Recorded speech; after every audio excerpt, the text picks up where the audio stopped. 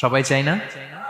এটাই আজকে আমাদের আলোচনার টপিক, যে যাদেরকে আল্লাহ ভালোবাসেন। আমরা আজকের এই চমৎকার সন্ধ্যায় জেনে নিব যে আল্লাহ তাআলা কাদেরকে পছন্দ করেন এবং কাদেরকে ভালোবাসেন।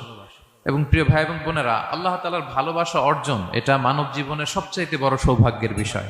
কি বলেন? আমরা যদি প্রেসিডেন্টের কাছের লোক হই, প্রধানমন্ত্রীর যদি কাছের লোক হই, যদি আমরা জানি যে পিএম আমাকে ভালোবাসে, প্রেসিডেন্ট আমাকে ভালোবাসে, কেমন লাগবে? ভালো লাগবে।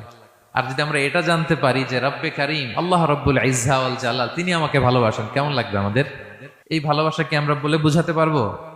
পারবো না। এটাই আমরা চাই, এটাই আমাদের জীবনের টার্গেট, কামনা, ঠিক কিনা?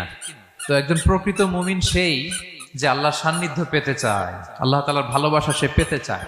এবং মজার ব্যাপার হচ্ছে আল্লাহ তাআলা সুস্পষ্ট স্টেটমেন্টের মাধ্যমে কালামুল্লাহ মাজিদে তিনি জানিয়ে দিয়েছেন তিনি কাদেরকে কাদেরকে ভালোবাসেন। আজকে